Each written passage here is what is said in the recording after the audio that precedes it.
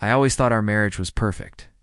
Mark and I had been together for 10 years, married for 7. We were that couple, the one our friends looked up to. Yet our inside jokes, our shared dreams, our cozy little life that felt like a fortress against the world.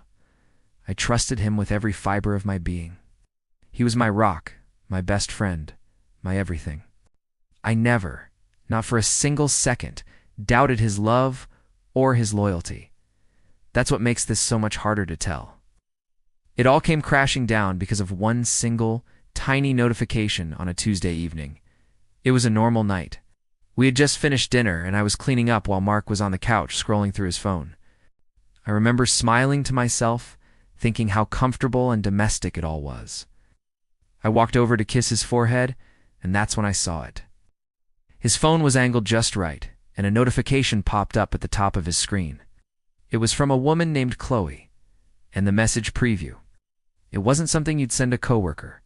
It said, "Can't stop thinking about last night," with a little winky face emoji.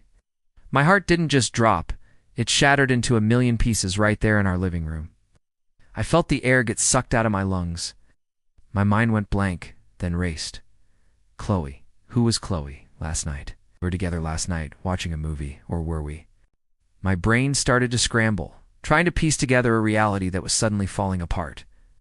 I backed away slowly, my hands trembling. Mark didn't even notice. He just swiped the notification away and kept scrolling, completely oblivious to the fact that he had just detonated a bomb in the middle of our lives. I didn't confront him right away. I couldn't. What would I even say? I felt paralyzed by shock and a deep, gut-wrenching pain.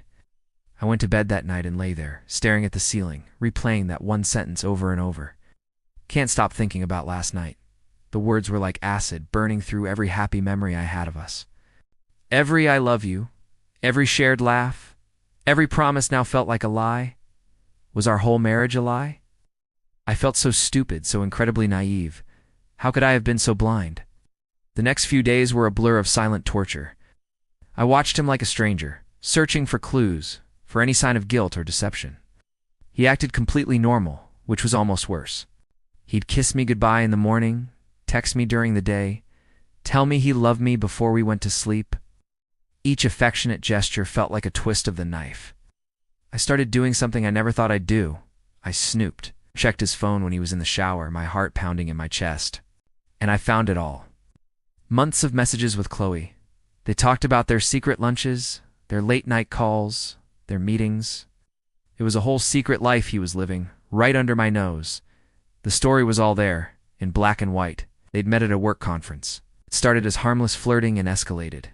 He told her things he used to tell me. He called her the same pet names. Reading their conversations felt like watching someone else live my life, only better. The betrayal was so profound, it was physical. I felt nauseous. I couldn't eat, couldn't sleep. The man I had built my world around was a complete stranger. The trust, the very foundation of our relationship, was gone. It had been erased by a single notification. Confronting him was the hardest thing I've ever had to do. The whole perfect picture of our life together had been a carefully constructed illusion. And now, I have to figure out how to pick up the pieces of my own life from the wreckage. It's a painful journey, but I know I have to take it for myself. That one notification didn't just end my marriage. It woke me up.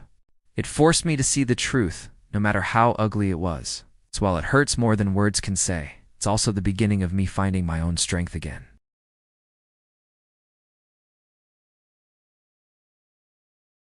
Don't forget to like and subscribe for more stories.